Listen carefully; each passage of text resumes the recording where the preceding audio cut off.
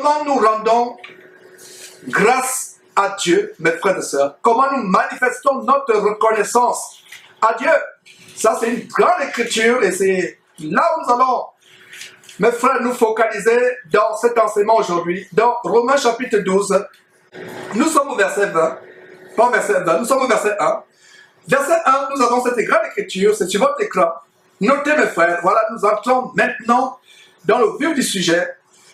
L'apôtre Paul, inspiré par Dieu, introduit en disant ceci: je vous exhorte, et chaque fois que vous voyez le mot exhorter dans la Bible, exhorter signifie encourager, motiver, encourager à un effort plus valable, un effort plus grand, motiver, encourager, motiver, encourager. Donc chaque fois que vous voyez le mot exhorter, c'est un encouragement de la part de Dieu. Donc je vous exhorte donc, frères, par les compassions de Dieu, à offrir un sacrifice à Dieu, un sacrifice vivant, saint, agréable à Dieu. Je le prends, à offrir vos corps comme un sacrifice vivant, saint, agréable à Dieu, ce qui serait de votre part un culte agréable. Voilà comment nous devons offrir nos corps à Dieu.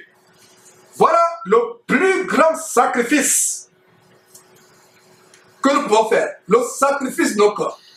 Et il y a cet enseignement pervers qui n'est que de la séduction, l'une des plus grandes séductions dans le corps de Christ aujourd'hui, à savoir que Dieu ne regarde pas le corps, Dieu regarde le cœur. Vous pouvez avoir des tatouages, avoir des piercings, ressembler à un démon qui s'est échappé de l'abîme, avoir toutes sortes de scarifications, vous habiller plus que Rihanna ou Beyoncé quand ils font leur clip infâme. Dieu ne voit pas votre corps, mais Dieu voit votre cœur. Ceci est la plus grande séduction de tous les temps. C'est une grande séduction. Une séduction à nulle autre pareille. Le corps, notre corps, doit être présenté à Dieu. Aujourd'hui, ces faux hommes de Dieu vont vous dire payer de l'argent. Et centaines quoi? Centaines de chrétiens qui pensent qu'ils peuvent continuer à pécher, mener leur vie de débauche, commettre l'adultère, mentir, voler, frauder, forniquer. Dès qu'ils payent leur 10% de leur salaire chaque mois pasteur, leurs péchés sont couverts. Mes frères et sœurs, c'est dans l'Ancien Testament qu'il fallait apporter certains animaux après avoir commis les péchés pour la purification. Et les animaux, ça ne coûtait pas, c'était pas donné, ça coûtait cher. Et c'était un grand frein au péché à l'Ancien Testament parce que c'était obligatoire. Et aujourd'hui, voilà comment cette même pratique se renouvelle. Les gens donnent l'argent au pasteur, ils disent à Dieu, moi j'ai donné mes 10%, donc laisse-moi tranquille, je peux continuer à pécher, à forniquer, à aller avec mon copain alors qu'ils ne sont pas mariés, aller avec ma copine, aller dans les boîtes de nuit, aller me saouler. Je peux continuer à le faire. Moi, Dieu, je t'ai donné mes 10%, laisse-moi tranquille. Ne m'embête plus, fiche-moi la paix. Et voilà comment beaucoup de chrétiens réagissent. Une manière de rendre grâce à Dieu, ce verset donne une révélation grande. C'est quoi? Offrir, c'est une offrande. Vos corps à Dieu, vos corps comme un sacrifice vivant. Le contraire vivant, c'est... Le contraire vivant, c'est mort. Saint. Le contraire de saint, c'est malsain. Agréable, le contraire d'agréable, c'est désagréable. Donc, ce qui sera de votre part un culte raisonnable. La grande révélation de ce verset, c'est qu'il y a offrir, disséquant ce verset. Je vous ai toujours dit, mes frères et sœurs, ne lisons pas vite la Bible. Allons pas à pas. Nous avons ici offrir. Offrir quoi? Vos corps. Il n'est pas dit argent. Donc vous pouvez continuer à vous habiller comme des prostituées, aller dans ces camps de concentration qu'ils appellent l'église. On ne vous regarde pas, il n'y a pas de problème, mais c'est votre dîme qui est plus important. Vous pensez que Dieu va vous donner la paix, vous laissez tranquille parce que vous avez payé vos 10%, vous pouvez continuer à pécher. Non. Il n'est pas dit d'offrir de l'argent à Dieu. Il est dit d'offrir vos corps. Analysons très bien le verset sur votre écran. Je vous exhorte donc, frères, par la compassion de Dieu, à offrir. Offrir quoi? De l'argent? Comme sacrifice? Non. Il a dit, offrez vos corps comme un sacrifice vivant, saint, agréable, et voilà le culte. Le culte agréable. Ce qui sera notre part un culte agréable. Aujourd'hui, les cultes se transforment en de véritables concerts de rock chrétien. De véritables concerts de rock. Ce n'est pas surprenant que même des gens qui font du rock métallique vont encore jouer dans ces soi-disant églises. Allez du côté de Mulhouse, porte ouverte de Mulhouse en France, ou plutôt porte ouverte pour l'enfer de Mulhouse. Vous allez voir toutes sortes d'abominations qui font introduire, et d'ailleurs une télévision française a fait un documentaire que nous avons relayé sur Jésus-Christ TV, vous pouvez aller suivre, comment ils font venir des musiques infâmes. Mes frères et sœurs, le véritable culte aujourd'hui s'est transformé en des tambourinements. Et à la fin, les gens vont dire, je pense que nous avons eu du bon temps. Je pense que nous avons passé des bons moments. Tout aujourd'hui, maintenant, le culte, c'est nous. Qu'est-ce que nous avons ressenti? Quand il n'y a pas de roulement de batterie ou des prouesses de basse, de guitare basse, on ne ressent rien. On dit que le Saint-Esprit ne s'est pas manifesté. On n'a pas eu des émotions. Mes frères et sœurs, avec ces roulements de basse, de batterie ou ces prouesses de guitare électrique basse ou solo, ce n'est pas le Saint-Esprit qui se manifeste, c'est votre chair qui se manifeste, qui a la chair de poule. Le culte, ce n'est pas forcément faire du bruit. Il n'y a pas de mal à élever la voix, à parler à Dieu à haute voix, à crier à Dieu en priant. Je ne dis pas que c'est mal. Mais aujourd'hui, les cultes se transforment en de véritables concerts de rock, concerts de reggae, avec toutes sortes d'abominations, ou concerts de dombolo, de coupé calé, où les gens gambadent, ils tournoient le ventre, le bas-ventre, ils tournoient le derrière, les fesses sont tellement tournoyées qu'ils ont des courbatures à professe, ou ils ont des courbatures là. Comme la boîte de nuit samedi soir ne suffisait pas, ils viennent ajouter une autre boîte de nuit le matin. À peine ils viennent de sortir d'une boîte de nuit, ils sont peut-être reposés 2 ou 3 heures, ils ont dormi 2 ou 3 heures à peine, qu'ils vont à l'église continuer la boîte de nuit, sans transition. Peut-être la petite transition, c'était le sommeil de 2 heures, 3 heures. Ils sont rentrés à 6 heures ou 4 heures du matin de la boîte de nuit pour partir à une autre boîte de nuit. Tout simplement, la différence, c'est qu'il y a des gens qui ont des bibles dans cette boîte de nuit. Mais il n'y a pas de différence. Même tenue de prostituée de bordel, même tenue de débauchés, des talons de 10 cm, les maquillages comme des démons qui ont été libérés de la Bible, etc. Des choses abominables. Et on parle de culte. J'ouvre une parenthèse pour dire que le véritable culte, nous sommes en train de le voir. Vous voulez savoir comment rendre un culte à Dieu? Ça commence par le culte de votre corps. Et en même temps que ce verset nous montre comment rendre un culte à Dieu, ce verset nous montre comment montrer notre reconnaissance à Dieu. Et on va voir également le verset qui suit, qui nous parle du renouvellement d'intelligence. On ira au verset 2 dans quelques instants. Un chrétien qui n'a pas renouvelé son intelligence n'est pas un chrétien digne de ce nom. Un chrétien qui ne renouvelle pas son intelligence, un chrétien qui n'offre pas à Dieu son corps, il n'est pas dit son cœur. Beaucoup de chrétiens lisent ce verset en disant « offrez à Dieu votre cœur », en disant que Dieu regarde le cœur, il ne regarde pas le corps. Ouvrez bien, mes frères et sœurs, les yeux. Observez qu'il s'agit de corps, C-O-R-T-S, corps, il n'est pas du cœur. Voilà la première étape, comment montrer notre reconnaissance à Dieu avec notre corps. Le corps, pas le cœur. Par la manière par laquelle nous nous habillons, la manière par laquelle nous parlons, les pensées dans nos intelligences, ce que nous faisons avec nos mains, les choses que nos yeux voient, les paroles qui sortent de notre langue. Voilà comment, avec nos yeux, avec notre langue, avec nos mains, avec notre sexe, nous rendons à Dieu, nous offrons à Dieu un sacrifice, une action de reconnaissance par rapport à ce que Dieu a accompli. Dieu ne veut pas de votre argent. La Bible ne dit pas que tout l'or du monde m'appartient. Regardez le bétail, même les animaux sauvages dans les plaines, les savanes, sur les collines. N'est-ce pas Dieu qui a créé ces choses? Qu'est-ce que votre argent? Pensez-vous que vous pouvez acheter Dieu? Vous pouvez plutôt acheter la conscience souillée, corrompue de votre faux pasteur. Mais vous ne pouvez pas acheter Dieu. Dieu ne l'achète pas. Il ne peut pas être corrompu. Il n'y a pas de corruption au ciel. Allez encore suivre l'enseignement de samedi passé, les 12 révélations extraordinaires sur le ciel au paradis que tout chrétien doit savoir. Vous comprenez qu'il n'y a même pas une petite souillure dans le ciel. Qu'en est-il de la corruption? La corruption est issue de la rébellion du diable qui était dans le ciel à l'époque, qui s'appelait Lucifer. Il a été chassé du ciel parce qu'il a voulu prendre la place de Dieu. Son cœur s'est élevé. Mes frères, voilà d'où a commencé la corruption. Dieu ne peut pas être corrompu. Il ne corrompt personne et il ne peut pas être corrompu. Nous sommes corrompus par des soi-disant hommes de Dieu qui nous enseignent des choses anti-bibliques, anti-scripturales.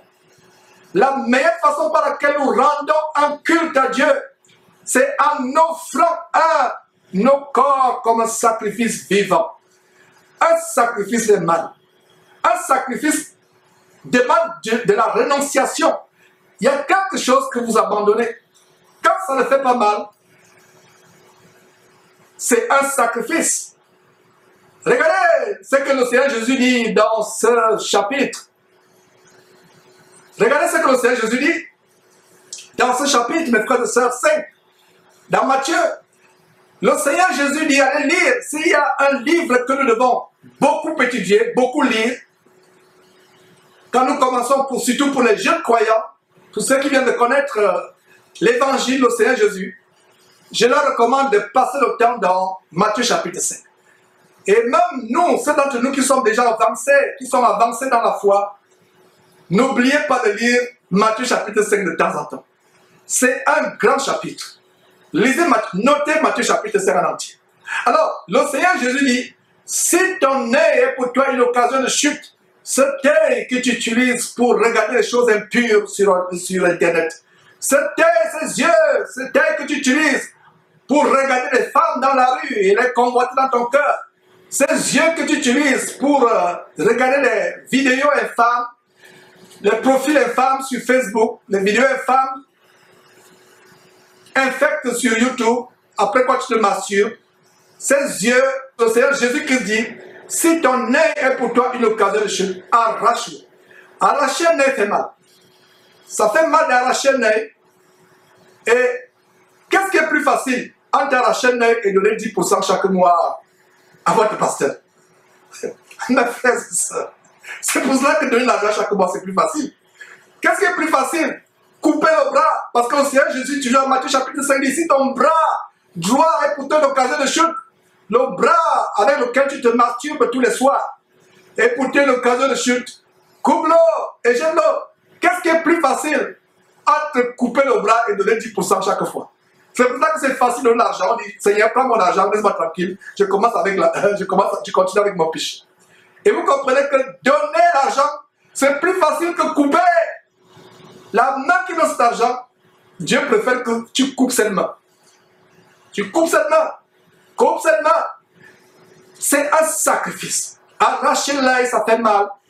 Couper le bras, c'est de la douleur. Et 10%, c'est facile pour moi. Ce sexe qui m'empêche d'aller au ciel, je ne vais pas le couper ou le fermer. Je vais plutôt donner 10% à Dieu et Dieu va me laisser tranquille.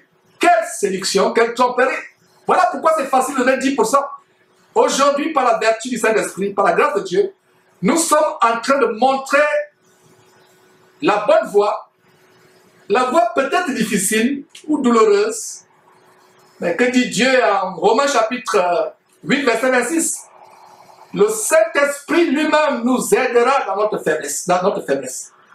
Tu as peut-être la faiblesse de couper ce sexe, de le fermer. Tu as la faiblesse de couper ses bras, qui t'amène à voler, faire des choses impures, te masturber. Tu as du mal à couper cette langue qui t'amène à dire des choses impures, à chanter des chansons infâmes de Rihanna ou de Beyoncé, ou à insulter ta femme, ou toi, femme, à désobéir à ton mari. Tu as du mal à couper cette langue. Tu as du mal à couper ces doigts qui vont sur Internet, qui vont sur les claviers d'ordinateur, taper des choses abominables qu'on va poster sur Internet ou poster des images impures sur Internet. Tu as du mal à couper ces choses, ça fait mal. Mais si tu veux vraiment te débarrasser de ces choses, crie à Dieu, pleure à Dieu par le Saint-Esprit, il va te donner la force de le faire. Dieu ne nous débarrasse pas de nos amis. Dieu ne nous délivre pas de nos amis. Dieu nous délivre des choses que nous détestons. Alors si tu détestes la fornication, le sexe avant le mariage, si tu détestes les choses de ce monde, les produits cosmétiques, le décapage, les faux cheveux, les tresses, Rasta qui ne sont que la méduse, et en passant, vous savez que nous avons une nouvelle chaîne destinée aux sœurs en Christ. En fait, enfin, les sœurs en Christ pourraient avoir un espace à elles pour s'édifier entre elles par rapport à comment revenir au standard de Dieu, l'entretien des cheveux, les soins corporels, les vêtements décents que Dieu agrée. Je ferme la parenthèse, il y a une nouvelle chaîne, allez vous y abonner. Mes frères, nous devons connaître que si Dieu nous délivre, nous sommes véritablement délivrés, affranchis de tout péché. Je vais de citer Romains chapitre, pas Romains, Matthieu chapitre 5. Allez lire ce chapitre, lisez-le, lisez-le périodiquement. Dites même, toutes les 2 semaines, je dois lire à haute voix Matthieu chapitre 5. Si ton bras droit est pour toi une occasion de chute, il y a un très grand parallèle entre ce verset et Lévitique chapitre 1. J'aimerais qu'on tourne nos Bibles dans Lévitique chapitre 1, mes frères et sœurs, avant de revenir à Romains, pour vous montrer le sacrifice. Dans l'Ancien Testament,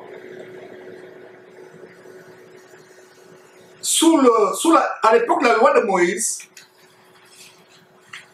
quand il fallait offrir des sacrifices, surtout des sacrifices brûlés par le feu, avant de les offrir, il fallait les découper. Quand on examine ce verset, Romains chapitre 12, comme on a pu le voir, et on examine aussi Matthieu chapitre 5, si ton bras droit est pour toi une occasion de chute, coupe-le.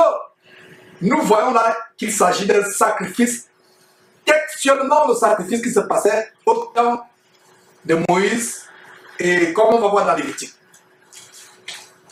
Alors dans Lévitique, c'est le 3e livre de la Bible, Genèse, Exode, Lévitique, le tout premier chapitre, nous allons voir qu'est-ce qui se passait quand on offrait un sacrifice. Les sacrifices consumés par le feu, avant de les offrir, il fallait les couper en morceaux. Voilà la loi que Dieu avait donnée à Moïse. Et c'était la préfiguration de comment nous devions offrir notre corps en sacrifice à Dieu. C'était la préfiguration de ce que le Seigneur Jésus disait. Si ton bras droit est pour toi une occasion de chute, coupe-le, coupe-le. Voilà le sacrifice. Est-ce que vous pouviez imaginer que Lévitique chapitre 1 anticipait déjà Matthieu chapitre 5, couper ton bras. Anticipait déjà Romains chapitre 12 verset 1, offrir ton corps en sacrifice. Voilà un exemple de sacrifice. Nous allons lire à partir du verset 6. Lisez tout le chapitre, depuis le verset 1. Beaucoup parmi nous les chrétiens trouvons les livres comme Lévitique comme des livres ennuyants, des livres qu'on n'aime pas. On aime les livres, on aime Psaume parce qu'il y a des paroles de consolation, on montre comment on peut être victorieux, comment Dieu peut nous bénir. Mes frères et sœurs, aucun des 66 livres de la Bible n'est ennuyant. Il y a des gens qui lisent le livre de Lévitique et ennuyant. Qu'en est-il de Lamentation, qu'en est-il de Jérémie? Qu'en est-il d'Ésaïe? On trouve ça compliqué. Qu'en est-il de Sophonie? Habakkuk, aucun des livres de la Bible n'est inutile. Dieu n'a pas donné ces 66 livres pour rendre la Bible épaisse, excusez-moi, pour rendre la Bible épaisse, pour la rendre imposante et volumineuse. Tout livre a sa place. C'est vrai que nous devons nous focaliser sur les livres de la Nouvelle Alliance, mais n'oublions pas d'aller de temps en temps dans l'Ancien Testament qui nous montre l'ombre des choses qui devaient venir. Et quelle est la grande révélation, comme je te parlais cet enseignement? La grande révélation, c'est que la loi de Moïse par rapport aux cérémonies sacrificielles, de couper le sacrifice qu'on devait offrir à Dieu en morceaux, était l'ombre de notre corps que nous devons offrir en sacrifice plus tard, en le coupant, si surtout ce corps nous empêche d'entrer dans le ciel. Tout membre, nous devons le couper. Le Seigneur Jésus dit à Matthieu chapitre 5, si ton bras droit est pour toi une occasion de chute, coupe-le. Ce qui est un sacrifice est mal, un sacrifice est douloureux, un sacrifice n'est pas facile à faire. Si vous faites un sacrifice et vous ne sentez pas la peine de la douleur, ce n'est pas un véritable sacrifice. Vos pasteurs vous disent, donnez 10% à Dieu en sacrifice. Ça ne fait pas mal. 10% c'est ok. Le véritable sacrifice aujourd'hui, c'est quoi? C'est coupe ta langue avec laquelle tu dis des choses infâmes. Cette langue qui t'a été donnée pour bénir Dieu, cette langue qui t'a été donnée pour glorifier Dieu, pour bénir Dieu, pour louer Dieu, c'est cette langue que tu utilises pour donner du plaisir aux femmes, à gauche, à droite. Non, coupe cette langue-là, et une nouvelle langue poussera, vous comprenez ce qu'elle dit, qui sera destinée à adorer Dieu, louer Dieu, ne plus mentir, ne plus tromper, ne plus insulter, ne plus injurier, ne plus faire des choses impures sexuellement parlant. Ce sera une nouvelle langue pour adorer, servir Dieu, édifier les frères dans la foi. Alors, nous avons ce détail en Lévitique chapitre 1. Qu'est-ce que nous voyons au verset 1? Nous pouvons lire à partir du verset 1 d'ailleurs. L'Éternel appela Moïse de la tente d'assignation et il lui parla et dit, parle aux enfants d'Israël et dis-leur, lorsque quelqu'un d'entre vous fera une offrande à l'Éternel, l'offrande. Et que dit Romains chapitre 12 verset 1? Offrez à Dieu vos corps comme un sacrifice. Ici, il devait offrir un bélier, un bouc, un taureau, un agneau, d'autres même les oiseaux. Il devait offrir les animaux. Aujourd'hui, il n'est pas question d'offrir les biens matériels, les animaux à Dieu. Il n'est pas question d'offrir de l'argent à Dieu. Il est question d'offrir ton corps à Dieu comme un sacrifice vivant. Et qui lui est agréable. Tout autre sacrifice est désagréable à Dieu. Tu offres ta dîme à Dieu, alors que la dîme n'est même plus d'actualité. Ce sont les offrandes volontaires sans pourcentage, parce que dîme c'est 10%. Dieu ne te regarde même pas. Dieu connaît le motif de ton cœur. Il détourne la tête de ton offrande que tu lui as donnée. En fait, c'est ton pasteur dîmovore, escroc, bandit, qui se délecte de cette dîme. Dieu n'y est pas. Ça dégage une odeur nauséabonde aux narines de Dieu. Ça dégage une odeur pestilentielle aux narines de Dieu, entre guillemets. Vous comprenez ce que je suis en train de dire? Alors, verset 1, plutôt le verset 2, parle aux enfants d'Israël et dis-leur, lorsque quelqu'un d'entre vous fera une offrande à l'Éternel, il offrira du bétail, du gros ou du menu bétail, il offrira. Le Nouveau Testament parle du corps. Verset 3, si son offrande, etc. Bon, lisez tout le contexte, mais pour gagner du temps, allons au verset 6. Le verset 6 dit ceci. Il dépouillera l'holocauste. L'holocauste, c'est le sacrifice. L'animal qui a été sacrifié. Le menu bétail ou le gros bétail. Donc, verset 6. Il dépouillera l'holocauste. Mais frère de ça, le dépouillement du corps des œuvres charnelles, du péché. Voilà la première stratégie. Est-ce que vous saviez, mes frères et sœurs, que Lévitique nous montrait point par point les étapes d'offrir nos corps en sacrifice? Lévitique chapitre 1, verset 6, parle de dépouiller l'holocauste. Le le corps du péché, ce corps qui nous amène à désobéir à Dieu, ce corps qui nous amène à pécher, à faire des choses infâmes. Il faut nous dépouiller de ce corps. De même que Lévitique, de même que dans Lévitique, Moïse a reçu de Dieu de dire aux enfants d'Israël de dépouiller le sacrifice. Plus tard, Dieu dit à l'apôtre Paul de nous dire d'offrir nos corps en sacrifice. Et nos corps ne peuvent pas être faits en sacrifice si la première étape que nous voyons en Lévitique ne s'accomplit pas, le dépouillement. Dépouillez-vous des mauvaises pensées, les pensées de jalousie, les pensées d'envie, les pensées de concurrence, les pensées de concupiscence, les pensées d'adultère, de vol, de fraude, de haine, les pensées de manque de pardon. Dépouillons-nous des œuvres de la chair, la masturbation, le sexe avant le mariage, le sexe hors mariage, l'adultère. Dépouillons-nous et revêtons une nouvelle carapace moulée, formée selon l'évangile. Plus tard dans cet enseignement, plaise à Dieu, je vais vous montrer comment nous pouvons recevoir un nouveau corps, moulé, non plus selon le monde, mais moulé selon le moule de l'évangile de Jésus-Christ. Voilà ce que nous prêchons. Offre ta langue à Dieu comme un sacrifice vivant. Tu as du mal à te retenir. La Bible ne dit-elle pas que la langue qui parle beaucoup finit par pécher? Tu as du mal à stopper de chanter ces chansons congolaises infâmes, ou tout tourne autour du sexe, ou ces chansons camerounaises du Bikoussi, ou tout tourne autour du sexe, Lady Ponce, Catino, etc. Les chansons du coupé décalé ivoirien. Tu as du mal à te débarrasser, ta langue des chansons du Zougla.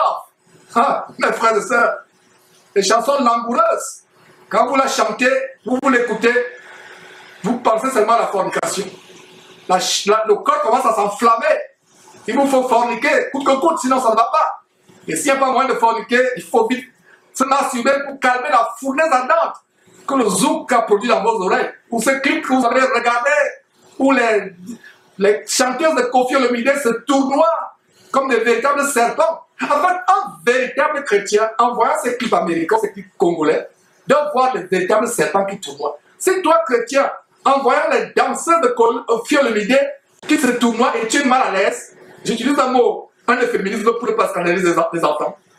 Toi, mon frère, tu regardes un clip de Koffi Olomide, tu es mal à l'aise, tu n'as pas encore compris ce que nous sommes en train d'enseigner. Tu n'es pas encore arrivé au niveau de te dépouiller. Un véritable chrétien qui a dépouillé son corps, comme on va voir dans Lévitique, quand il regarde Beyoncé se déhancher ou Rihanna fait ses saloperies, il a du dégoût, il détourne la tête parce qu'il voit les serpents. Mais vous, chrétiens, je m'adresse aux gens du dehors, je m'adresse aux chrétiens, du moins aux soi-disant chrétiens. Vous êtes en chaleur, vous devenez comme un chaud lapin en regardant ces clips. C'est terrible. Vous n'êtes pas un véritable chrétien. Parce qu'un véritable chrétien qui voit ces choses a du dégoût. Il fuit. C'est pour cela que vous ne nous aimez pas. Parce qu'on dit la vérité et vous savez que ce qu'il dit c'est la vérité. Vous avez du mal. Vous savez que c'est la vérité, mais vous avez du mal à vous séparer de cela. Ça va commencer par le dépouillement. Le vrai sacrifice commence par vous dépouiller des mauvaises pensées, des mauvaises pratiques. Vous dépouiller de la manière erronée de vivre dans laquelle vous étiez par le passé. Donc, voyons comment Lévitique chapitre 1 apporte une grande lumière sur le sacrifice. Alors, nous voyons ceci. Verset 6. Il dépouillera l'Holocauste. Ça, c'était dans l'Ancien Testament. L'Holocauste, nous sommes en train de voir aujourd'hui, en ce grand jour du samedi 5 août de l'an de grâce 2017. C'est l'Holocauste de notre corps que nous offrons à Dieu comme un sacrifice vivant. C'est le plus grand signe de reconnaissance à Dieu. Offrir notre corps. Offrir l'argent, c'est facile. Mais couper le bras, c'est difficile. Couper ce sexe, c'est difficile. Fermer ce sexe, c'est difficile. Couper sa langue, c'est difficile. Arracher ses yeux, c'est difficile. Couper ses doigts, c'est difficile. Mais qu'est-ce qu'on fait? Qu'est-ce qu'on fait? On préfère donner l'argent. Par la vertu du Saint-Esprit, nous sommes en train d'exposer aujourd'hui l'une des plus grandes séductions dans le corps de Christ, issue des doctrines de démons telles que l'évangile de la prospérité, le Kingdom Now, le Word of Faith ou parole de foi. Alors, verset 6, il dépouillera l'holocauste, c'est-à-dire que le sacrifice, aujourd'hui c'est notre corps, il le coupera en morceaux. Voilà de quoi Jésus parlait en Matthieu chapitre 5. Si ton bras droit est pourtant une occasion de chute, coupe-le. Voilà ce dont l'apôtre Paul parle dans Romains chapitre 12, verset 1. Offrir à Dieu comme un sacrifice vivant. Offrir à Dieu ton corps comme un sacrifice vivant. Verset 7, les fils du sacrificateur, etc. Aaron mettront sur le feu. Donc avant de mettre sur le feu, il fallait dépouiller l'holocauste, le sacrifice. Il fallait ensuite le couper en morceaux. Voilà la grande révélation. Que ces livres sont pleins, mes frères, de révélations. Comme je le disais, ces livres ne sont pas en vain. Ces livres ne sont pas là pour grossir la Bible. Ces livres sont utiles. Avant dans Romains chapitre 1, retournons à Romains chapitre 12, verset 1 plutôt. Là où nous étions. Nous avons passé beaucoup de temps. Frère, cet enseignement sera très focalisé sur des choses tellement brèves, comprendre que nous devons offrir notre corps à Dieu comme un sacrifice vivant. Ce qui sera notre par culte agréable. Donc, je vous exhorte, frère, voilà comment nous offrons à Dieu notre corps en sacrifice. Il faut le couper. Là que Jésus a dit, si ça t'empêche d'aller au ciel, coupe-le, ça fait mal. Il y a des sœurs, et je parlais de la nouvelle chaîne pour les sœurs tout à l'heure. La sœur a du mal à se débarrasser des cheveux venus de l'Inde. Elle a du mal à se débarrasser des produits cosmétiques qui la font ressembler au démon. Elle a du mal à se débarrasser des faux ongles. Mais vous le voyez dimanche, chanter. Les yeux qui ont regardé les mauvaises choses la veille, en boîte de nuit ou sur Internet, les femmes nues ou les hommes nus, c'est les mêmes yeux qui vont ouvrir la Bible dimanche à l'église pour chanter ou lire la Bible. Qui peut faire la lecture? On va dire, tiens, je vais lire. Les mêmes yeux, c'est les mêmes yeux qui vont regarder la Bible, les versets de la Bible pour lire. C'est les mêmes yeux qui vont regarder les psaumes projetés au mur. Et ces églises babyloniennes ont tout un arsenal de technologie au top, au poids. Les versets bibliques projetés sur le mur, et ce sont les mêmes yeux qui vont regarder cela. Les mêmes yeux qui ont passé le temps à languir auprès des collègues au travail, des camarades de classe, en regardant leurs courbes en cachette, pendant qu'elles passent, c'est les mêmes yeux qui vont adorer Dieu, en lisant les versets ou en chantant. Pour beaucoup de chrétiens, le culte se passe dimanche. Dans ces camps, ces entrepôts qui viennent en enfer, le culte s'y déroule dimanche. Et quand lundi vient, on peut mener sa vie comme on veut, on peut continuer à faire les mauvaises choses. Pour nous chrétiens, le véritable culte, c'est lundi, mardi, mercredi, jeudi, vendredi, samedi, dimanche. Le véritable culte du chrétien, c'est tous les jours. Seconde après seconde, méditons la parole de Dieu, nous préservons du mal. Mais pour beaucoup de chrétiens aujourd'hui, le culte se limite à seulement dimanche. On arrive à l'entrée de leur camp de concentration. On enlève soi-disant un manteau du monde. Il n'y a même pas de manteau à enlever. On pense qu'on enlève le manteau et on le laisse à la porte avant d'entrer. En entrant, c'est les mêmes tenues, c'est les mêmes faux cheveux, c'est les mêmes faux ongles, c'est les mêmes perruques, les mêmes tenues moulées. Pas de différence en boîte de nuit. Je dirais donc que les personnes en boîte de nuit s'habillent de manière encore plus pudique et plus décente que les femmes et les hommes dans ces églises.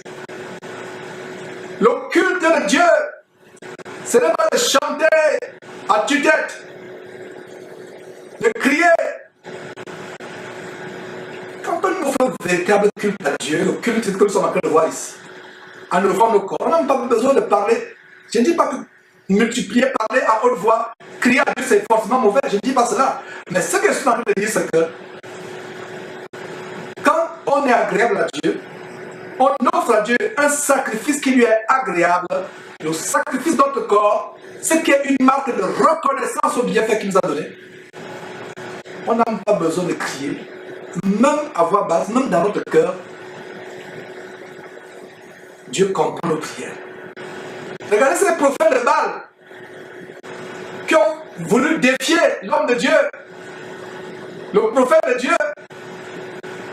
Ils ont eu un défi. Chacun devait faire un sacrifice, apporter du bétail sur un morceau de pierre et invoquer ce Dieu pour que le feu tombe du ciel. Ils sont mis à crier, le feu n'est pas tombé du ciel. Ils ont commencé à faire des incisions sur le corps, le feu n'est pas tombé du ciel. Qu'est-ce qu'on comprend? Ce n'est pas force de multiplier les paroles. Quand vous êtes désagréable à Dieu, criez, Dieu est sourd. Ces prophètes de Baal pensaient adorer Dieu, mais ils ne savaient pas qu'en fait c'est Baal qu'ils adoraient. Si vous les questionnez, ils devaient vous dire que c'est Dieu que nous adorons. C'est le cas aujourd'hui avec les pasteurs qui s'époumonnent avec le micro au début. C'est lui qui va prêcher, c'est lui qui s'époumonne encore. 1 heure avant de prêcher les choses démoniaques, c'est lui qui s'époumonne encore à chanter. Il crie. Ça me rappelle les prophètes de Baal. Et ils ont crié. Le feu n'est pas tombé du ciel. Dieu était sourd. Même leur faux Dieu était sourd. Le véritable sacrifice, le véritable culte, c'est notre corps. Si vous allez au culte à certains jours de la semaine, que ce soit dimanche, samedi, peu importe, le jour que vous avez choisi d'avoir assemblée de vous réunir, comprenez que le véritable culte, c'est un culte de notre corps. Un culte agréable. Ce n'est pas un culte où vous avez des émotions, il y a la chair de poule. Et comment ces femmes ou ces hommes aujourd'hui qui ont du mal à se séparer de l'amour du monde, à se détacher de l'amour du monde, peuvent dire qu'ils aiment Dieu? Le Seigneur Jésus, c'est l'époux de l'Église. Quelle est cette fiancée ou cette nouvelle épouse qui aime son mari, qui ne ferait pas de sacrifice pour son mari? Son mari, elle ferait tout ce que son mari lui demanderait de faire, par amour. Vice versa, le jeune homme aussi. Par amour à son fiancé ou à sa jeune épouse. À sa fiancée ou à sa jeune épouse, autant pour moi. Mais qu'en est-il de nous sacrifier par amour à notre Seigneur Jésus-Christ et à son Père, qui est notre Père également? Voilà le sacrifice que nous devons offrir à Dieu. Et qu'est-ce que nous voyons? Romains chapitre 12, toujours verset 2, le deuxième verset. Ça nous montre une autre manière de manifester notre reconnaissance à Dieu. La première manière qu'on vient de voir, c'est de présenter à Dieu notre corps comme un sacrifice vivant. La deuxième manière, c'est le verset 2, Romains chapitre 12, verset 2. Ne vous conformez pas selon le siècle présent, mais soyez transformés par le renouvellement de l'intelligence, afin que vous discerniez quelle est la volonté de Dieu, ce qui est bon, agréable et parfait. Ces deux versets vont ensemble. Le premier verset nous montre comment montrer notre reconnaissance à Dieu par notre corps, notre façon de parler, notre façon de nous vêtir, notre façon de nous habiller. Ce verset 2 nous montre également le renouvellement de l'intelligence. Le renouvellement de l'intelligence. Vous vous dites, par amour pour le Seigneur, ce qu'il a fait pour moi sur la croix, je ne permettrai plus à mes yeux de regarder les choses impures à la télévision. Je ne permettrai plus de parler à mon mari, je ne me permettrai plus de parler à mon mari n'importe comment, ou de parler à ma femme n'importe comment.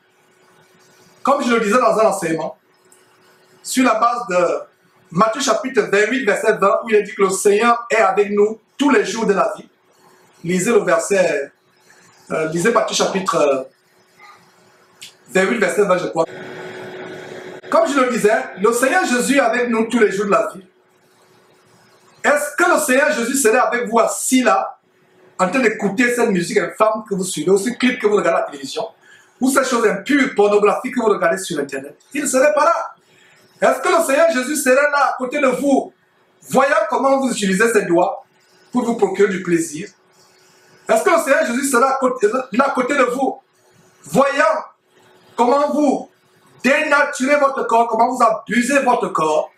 Il ne serait pas là. C'est un sacrifice. Et non seulement le sacrifice, la deuxième manière par laquelle nous montrons notre reconnaissance à Dieu, c'est ne vous conformez pas au siècle présent, mais soyez transformés par le renouvellement de l'intelligence. Nous venons dans ce monde pervers et corrompu, ténébreux. Étant petit, on va à la maternelle, où des gens peuvent voir que le monde nous entraîne au système de compétition, qui sera le premier, le meilleur. Déjà, depuis la maternelle, on grandit, on va à l'école primaire, au lycée. Tout, c'est la concurrence, comment être le premier, comment être le meilleur, comment être le plus fort, le plus intelligent. Et plus tard, même dans le monde du travail, comment avoir des promotions, comment être l'ingénieur le plus brillant, l'avocat le plus excellent, le docteur le plus excellent de la région. Le monde nous met dans le domaine de la compétition, comment être le premier. Et malheureusement, c'est ce que ces églises infâmes, qui ne sont que des camps de concentration menant en enfer, vous enseignent le leadership. Vous êtes prêts à tout, écraser même les autres pour pouvoir percer. Ce n'est pas par hasard qu'ils marchent même physiquement sur leurs ouailles, comme on a montré dans leur camp de concentration, leur morgue évangélique. Ce monde vous enseigne des choses contre la parole de Dieu. La Bible nous dit, n'aspirez pas à ce qui est élevé. Mais si Dieu lui-même vous élève un jour, est-ce que c'est mauvais? Dieu ne pourra jamais élever les personnes qui veulent s'élever eux-mêmes. L'évangile diabolique de l'élévation personnelle, du culte de la personnalité, du leadership, le véritable leadership de Dieu, c'est devenir le serviteur des autres. Ne pas avoir de soi-même une haute opinion, ne pas penser pouvoir écraser les autres, être au-dessus des autres, ne pas faire les autres sa serpillière, son paillasson, son marchepied. Le véritable coup de leadership qui est gratuit. En passant, il y a dans quelques jours, si je me trompe, un autre franc-maçon qui a infiltré l'évangile du leadership dans les églises, un certain Maxwell américain, va se rendre au Cameroun pour faire des séminaires de leadership. L'entrée est payante, 5 000, il faut payer pour la mort. Même si c'était gratuit, ce serait déjà un sacrilège, un blasphème. On vous fait assister à des choses de mort, des évangiles anti-christiques, anti-christ, anti-bibliques. Mais comme si le comble de l'abomination était insuffisant, ils vous font payer, vous payez la mort, vous payez la mort, vous payez la mort. Incroyable. Alors il va se rendre au Cameroun, et voilà les gens qui sont associés aux gens comme Éric Sellerier, de Top Chrétien. Voilà, toujours top, être top, s'élever, top chrétien. Et alors que nous devons être humbles. Et voilà dans cet évangile, qui n'est que le reflet du monde. Parce que le système de l'antéchrist, le système du monde, le système du diable, qui reste sur ce monde, c'est vouloir être les premiers, vouloir percer par tous les moyens. On inculque cette compétition à nos enfants. On inculque cette course effrénée au leadership, aux accomplissements. Et il y a un pays d'ailleurs où ils ont poussé cela très loin. Le pays, je crois que c'est la Chine ou la Corée du Sud, bref, les pays de l'Asie, où le taux de suicide juvénile, c'est-à-dire que chez les jeunes gens, les enfants, est tellement élevé. Parce qu'ils ne peuvent plus supporter la pression que la société, que les familles, que les écoles mettent sur eux. Il y a d'autres choses. La manière de vous habiller, c'est le monde. La manière de vous vêtir, c'est le monde. Aujourd'hui, le critère pour avoir un mari, c'est quelqu'un qui est riche, quelqu'un qui est beau comme, je ne sais pas qui, vos acteurs préférés, je ne sais même pas qui a dit qu'ils étaient beaux, Denzel Washington ou R. Kelly. Mes frères et sœurs, cela c'est le standard de beauté du monde. Mais pour nous chrétiens, Le standard de beauté, c'est la beauté du cœur, c'est la beauté spirituelle, c'est la beauté selon l'évangile. Mon jeune frère qui veut te marier, je te conseillerais plutôt de rechercher une femme, peut-être qui n'est pas belle selon les yeux de ce monde, mais qui est belle aux yeux de Dieu, qui craint Dieu, qui aime Dieu plus que de t'aime. Voilà le secret du mariage. Ma chère sœur en Christ, ne cherche pas un homme qui est tellement riche, qui est comme Bill Gates, ou qui ressemble, je ne sais pas, quel acteur préféré. D'ailleurs, l'idolâtrie est coupable devant Dieu. Avoir des acteurs préférés, les acteurs de cinéma préférés, les musiciens préférés. Donc, rechercher, c'est une idolâtrie en passant, une idolâtrie coupable devant Dieu. Rechercher un mari qui ressemble à tel acteur, qui a les fossettes ou qui a les sourcils de cette manière, ou dont le menton est carré ou allongé, peu importe. Ce n'est pas ça nos critères. Ça, c'est les critères purement charnels, pécuniaires, matériels, financiers. Le véritable critère, ma soeur, c'est de chercher un homme qui va t'aider à entrer avec lui dans le royaume de Dieu. Même s'il n'est pas riche, même s'il n'est pas beau selon les standards de beauté de ce monde, même s'il n'est pas élégant, voilà comment le monde nous a appris tout un système de pensée. Au Moyen-Âge, la femme belle est une femme trapue, assez forte, corpulente, avec un cou assez épais, les omoplates larges, les épaules larges. Mais aujourd'hui, le standard de la femme, il faut être comme Brigitte Macron. Il faut être comme Naomi Campbell pour être belle. Voilà comment c'est le standard de beauté aujourd'hui. C'est le standard de beauté. Ma soeur, mon frère, la Bible dit que tu dois renouveler ton intelligence. Renouvelle ton intelligence. Ça demande un sacrifice. Nous avons vu en Lévitique chapitre 1 comment l'Holocauste devait passer par un processus de dépouillement. Il fallait dépouiller l'Holocauste. Dépouillons nos intelligences des pensées charnelles, mondaines, de l'amour du monde. Ne voyons plus les choses comme le monde voit. Avant de se marier, qu'est-ce que ce mariage m'apportera? Quels sont les diplômes de mon fiancé? Quels sont les diplômes de ma fiancée? Est-ce qu'elle a des caractères de leadership? Il y a même des conseillers matrimoniaux dans ces églises qui vous font des tableaux avec des points à cocher pour voir si la femme que vous allez épouser a des caractères de leadership. Incroyable. Nous sommes en train de remodeler vos intelligences avec ces enseignements. Nos intelligences ont été tellement façonnées par le monde. Prenez ce moule du monde qui vous a moulé, moulez votre corps, moulez votre intelligence, cassez-le et jetez-le, brûlez-le au feu. Même si c'est un moule en fer, il va fondre. Reprenez le nouveau moule, le moule agréable de la parole de Dieu. Faites ce moule avec la parole de Dieu. Mettez votre intelligence dans ce moule. Prenez tout votre corps. Mettez ce corps dans ce moule, le moule de l'évangile de Christ. Vous serez une nouvelle créature. Voilà de quoi ce verset parle. Ne vous conformez pas selon le siècle présent, mais soyez transformés, métamorphosés par le renouvellement de votre intelligence. Parce que le péché vient de l'intelligence. C'est celles qui disent, mon frère, ne nous juge pas. Vous, le Jésus-Christ est comme si Jésus-Christ avait écrit une Bible. Comme c'est Georges qui a écrit ce verset que je vous présente. Vous nous jugez trop, Dieu regarde le cœur. Ma soeur, tu dis que Dieu regarde le cœur, il ne regarde pas ta robe moulante. Quand tu as mis ces robes moulantes, qu'est-ce qui te donne dans ton intelligence? C'est pour que ce collègue, pour qui tu as du béga, mais qui t'ignore, qui fait même comme tu n'existais pas, pour qui te remarque, n'est-ce pas? Tu vas dans cette église te dandiner comme un serpent avec ses hauts talons de 20 cm. Et voilà, tu te dandines comme un serpent.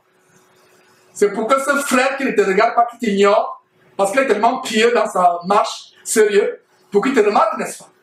Donc quand tu mets ces robes serrées qui montrent ton gros derrière ou tes cuisses, quelle est la pensée? N'est-ce pas pour séduire? Dans la Bible n'est pas un bon caractère. C'est pour ça que je mets entre guillemets. Vos yeux sont déjà des yeux qui charment, comme quelqu'un avait chanté les yeux revolver. Naturellement, en regardant un homme fixement dans les yeux, s'il n'est pas arrivé au standard auquel je vais vous amener, il serait ébranlé. Mais tu ajoutes encore des crayons de beauté.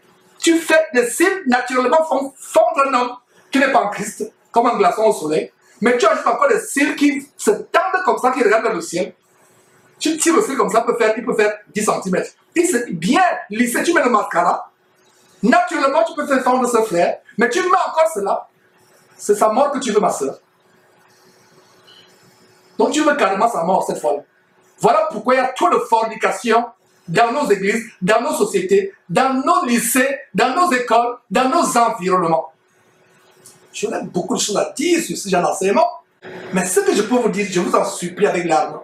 Jeunes gens, prenons le moule de Dieu, sortons du moule du monde.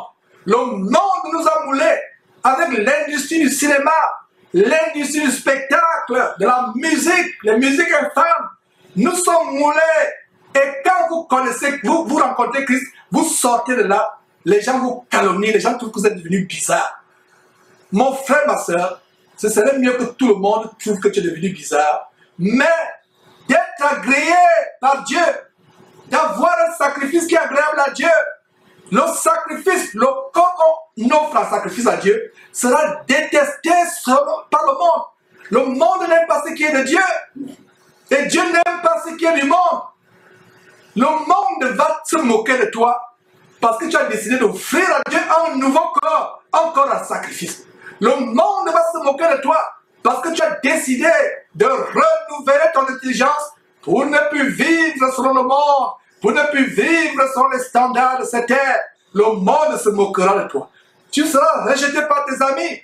Ils vont te fermer sur Facebook. D'ailleurs, je ne sais même pas ce que tu feras encore sur Facebook, à moins d'envoyer des vidéos d'évangélisation aux gens. Ils vont te bloquer sur Instagram, sur Twitter. Ils vont te bloquer. Les amis, même les membres de ta famille vont se moquer de toi comme cette merveilleuse sœur qui a réagi à l'annonce de cette nouvelle chaîne, qui nous a envoyé les vidéos comme elle était avant, ressemblant à Rihanna. On pouvait dire que c'est une Rihanna congolaise. Mais aujourd'hui, elle est retournée naturelle, ses nouveaux cheveux. Même sa propre famille se moque d'elle. Et qu'est-ce qu'on lui a fait? Pour la titiller, on a pris ses anciennes photos, on a mis au salon, on a scotché sur le téléviseur pour qu'on voit à quoi elle ressemblait parce qu'elle était devenue honte pour la famille. Voilà ce qui se passe, mes frères et sœurs. Quand vous décidez de vous renouveler selon ce verset, de ne plus vivre selon le monde, mais de vivre selon Dieu, le monde va vous haïr, le monde va vous rejeter, le monde se moquera de vous. Nous préférons 1 milliard de fois avoir les moqueries du monde, mais avoir l'approbation de Dieu. Nous préférons 1 milliard de fois être en dérision, tourner en dérision, même si on nous met en chanson. Quand on passe, les gens murmurent des chansons. Quand nous passons, c'est pas grave. Soyons transformés par le renouvellement de l'intelligence. Un chrétien qui n'applique pas ce verset n'est pas encore arrivé au point où il offre le véritable sacrifice à Dieu. Il n'est pas encore arrivé au point où il montre à Dieu la véritable reconnaissance. La véritable reconnaissance que nous devons montrer à Dieu, ce n'est pas l'argent que nous devons au faux pasteur, mais c'est plutôt comment notre corps est transformé. Notre corps est offert à Dieu. Nous coupons l'ancien corps. Nous le dépouillons des œuvres des ténèbres. Nous revêtons un nouveau corps. Nous revêtons notre intelligence avec les pensées de Christ. Nous renouvelons notre intelligence. Voilà comment, non seulement, nous offrons à Dieu notre corps et notre intelligence comme un véritable sacrifice saint, vivant, agréable à Dieu, mais aussi comment nous offrons, ou plutôt nous montrons notre reconnaissance à Dieu. Mes frères, terminons cet enseignement par Hébreux chapitre 12, verset 28. C'est pourquoi, recevons un royaume inébranlable, montrant notre reconnaissance. Je vous disais en début d'enseignement que tout l'argent du monde, multiplié par 3 milliards, 4 milliards, 3 trilliards, ne pourra pas être ne serait-ce que les 0,0001% du prix du sacrifice de Jésus-Christ sur la croix. Alors, ce verset qui est la conclusion de cet enseignement aujourd'hui, est-ce par l'argent que nous donnons, que nous montrons notre reconnaissance à Dieu? Ce verset nous donne comment montrer notre reconnaissance à Dieu en faisant quoi? En rendant un culte. En rendant à qui? À un homme. Et le moment où on a été choqué ici au studio, et vous aussi en regardant cette vidéo où ces personnes et femmes qui vous enseignent des choses de mort, Ivan Kassanou, est en train de célébrer son père, son parrain au culte, Mamadou Karambiri, il le célébrait. Donc nous ne montrons pas notre reconnaissance à un homme. Nous ne célébrons pas un homme. C'est notre reconnaissance à Dieu. C'est pourquoi, recevant un royaume inébranlable, montrons notre reconnaissance. Montrons notre reconnaissance en rendant, non pas un homme, mais à Dieu, un culte qui lui est agréable. N'est-ce pas ce que Romains chapitre 12, verset 1 disait? Et ça nous montre de quel culte il s'agit. Il ne s'agit pas de culte des éclairs de voix. Ces églises qui font tellement le bruit dans le quartier, on est obligé d'appeler la police pour les calmer. Et vous irez 2 jours après témoigner la parole du Dieu voisin qui sont déjà embêtés par les tambourinements de cymbales de batterie, de roulements de batterie. Vous mettez la solo à fond. Ce n'est pas de ce culte-là dont la parole de Dieu parle. C'est le culte de comment nous offrons notre corps. Romains chapitre 12, verset 1 nous montre ce culte-là. Notre corps.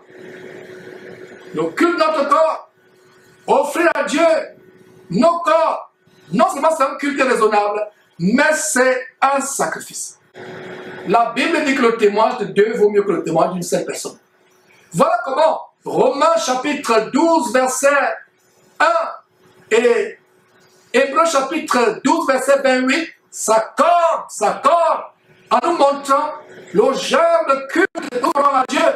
Et comment, en rendant ce culte, en même temps aussi, non seulement en même temps c'est un sacrifice, en même temps aussi, c'est un culte, le meilleur culte. Combien de chrétiens savaient que le meilleur culte, c'est le culte de notre corps? C'est le culte de notre corps. Donc, montrons, verset 28, c'est pourquoi, recevant un royaume inébranlable. Voilà comment nous montrons notre reconnaissance à Dieu. Pourquoi? Parce que nous avons reçu un royaume inébranlable. Nous sommes participants à ce royaume. Nous sommes déjà assis spirituellement avec Christ dans les lieux célestes. Recevons un royaume. Nous recevons ce royaume. Et comme nous l'avons reçu, comme nous le recevons, qu'est-ce que nous faisons en retour?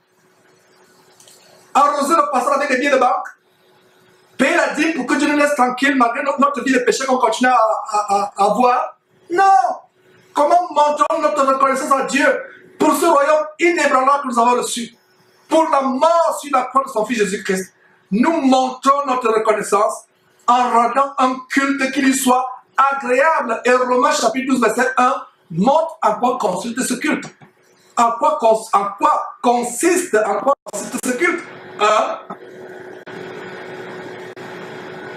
Comment nous présentons notre corps à Dieu? Un corps saint, agréable, dépouillé des péchés, de notre intelligence qui est renouvelée, non plus selon le façonnement du monde, selon le moule du monde, mais une intelligence selon Dieu. Voilà comment nous le faisons. Et le verset ne s'arrête pas là. Il y a plus de détails au verset 28. C'est pourquoi, recevant un royaume inébranlable, faisons comment? Montrons notre reconnaissance. On montre notre reconnaissance comment? En rendant à Dieu quoi? Un culte qui lui soit agréable. Comment? Avec piété. Et comment encore? Avec crainte. Et le verset 29 de conclut ce chapitre 12. Car notre Dieu est un feu dévorant. Dévorant. Mes frères et sœurs, c'était un plaisir de partager ces choses. C'est un plaisir de vous montrer comment nous pouvons sortir des voies de contrefaçon anti-bibliques, anti-scripturales, véhiculées par les doctrines de démons, par les enseignements d'un mouvement évangélique qui n'est qu'une porte, un boulevard menant en enfer, un boulevard menant en enfer, de vous ramener au vrai évangile de notre Seigneur Jésus-Christ. Et ce sujet que nous avons partagé, comment offrir nos corps à Dieu, disons du moins comment, je reprends ce sujet que nous avons partagé aujourd'hui, à savoir comment manifester, montrer notre reconnaissance à Dieu. C'est par notre corps, un corps sain, un corps agréable, par le renouvellement de l'intelligence. Faisons comme si Jésus-Christ était tous les jours avec nous. Le Seigneur Jésus ne serait pas là devant toi en train de voir comment tu es violent à ton épouse, tu es insoumise à ton mari, ma soeur, comment tu traumatises les enfants. Le Seigneur Jésus ne sera pas dans une maison où la télévision, où les appareils de musique jouent des musiques infâmes. Il ne serait pas dans une telle maison. Les anges sont là pour servir ou pour accompagner ceux qui doivent hériter le salut. Ils sont à leur service. Les anges ne peuvent pas tolérer rester dans une maison où l'infamie se passe. Et quand je dis l'infamie, des abominations, des musiques mondaines, la parole de Dieu déclare que l'impudicité ne sont même pas nommées parmi vous. Impudicité ou fornication. Tout ce qui a trait à la débo sexuelle, c'est ça, fornication ou impudicité, ne sont même pas nommés. Mais dans les maisons chrétiennes, la télévision à longueur de journée nomme l'impudicité à travers des musiques infâmes, des clips infâmes, des séries télévisées infâmes, feux d'amour, etc. Parce qu'à longueur de journée, Internet, l'ordinateur nomme l'impudicité et la fornication, alors que la parole de Dieu ne sont même pas nommées. C'est un appareil musical à votre maison, c'est pour vous permettre d'écouter l'évangile ou ces enseignements de Jésus-Christ TV, ou d'autres chaînes que vous pouvez trouver qui vous édifient, véritablement, selon la parole de Dieu, et rien que la parole de Dieu, et rien que la parole de Dieu. Jésus-Christ est avec nous tous les jours de notre vie. Offrons à Dieu notre corps comme un sacrifice vivant. Voilà, mes frères et sœurs, notre véritable acte d'amour, acte de gratitude, acte de reconnaissance à Dieu.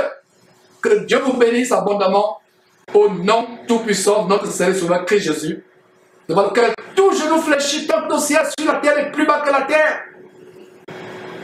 Mes frères, prions. Éternel Dieu, merci infiniment pour cette parole que nous avons partagée. Seigneur, merci de ce que toi-même tu vas ouvrir les oreilles et l'entendement à ceux qui ont compris ces paroles afin de les examiner, afin de ne pas être des auditeurs oubliés, afin de les mettre en pratique, ces paroles, Seigneur Dieu. Malgré la dureté de quelques-unes d'elles, qu'ils comprennent que c'est pour notre bien cette parole qui nous secoue, qui nous encourage, qui comprennent que toute écriture qui vient de toi est pour nous corriger, pour nous instruire, pour nous ramener sur les rails, sur la bonne voie. Oh Seigneur Dieu, merci pour tout un chacun qui a écouté cet enseignement. Merci pour nous, ici au studio, de la force que tu nous as donnée, malgré la fatigue de la semaine, à faire cette émission. Seigneur, nous voulons te donner chaque jour en sacrifice notre corps. Mais certains parmi nous manquent de foi. Seigneur, d'autres ont peur d'endurer la douleur de ce sacrifice, à savoir couper tout membre qui nous empêche à nous rapprocher de toi. Seigneur, tu nous as promis que tu vas nous assister dans nos faiblesses. Seigneur, donne-nous la force de couper tout membre, tout bras qui nous éloigne de toi. Seigneur, manifeste toujours ta compassion à l'égard de tes enfants. Ne nous détourne pas ta face. Seigneur, que le grand prix que tu as payé ne soit pas en vain. Seigneur, donne à certains parmi nous qui se sont refroidis, ou qui sont tombés, ou qui ont fait naufrage par rapport à la foi, ou qui sont retournés aux choses qu'ils ont vomies. Donne-leur, Seigneur Dieu, de revenir. Oh Seigneur, merci pour le restant de la soirée ou de la nuit, pour ceux qui ont pour ceux où la nuit a commencé, pour ceux qui sont dans les régions où la nuit a commencé. Et merci pour cet après-midi qui a commencé ici à Houston. Merci pour tout. Au nom de Jésus-Christ. Amen. Ne manquez pas de vous abonner à notre chaîne YouTube Jésus-Christ TV, en cliquant sur le bouton s'abonner, juste au bas de la fenêtre de cette vidéo. Ainsi, vous recevrez automatiquement nos nouvelles vidéos, et vous ne raterez aucune. Vous connaîtrez la vérité, et la vérité vous affranchira. Jean 8, 32.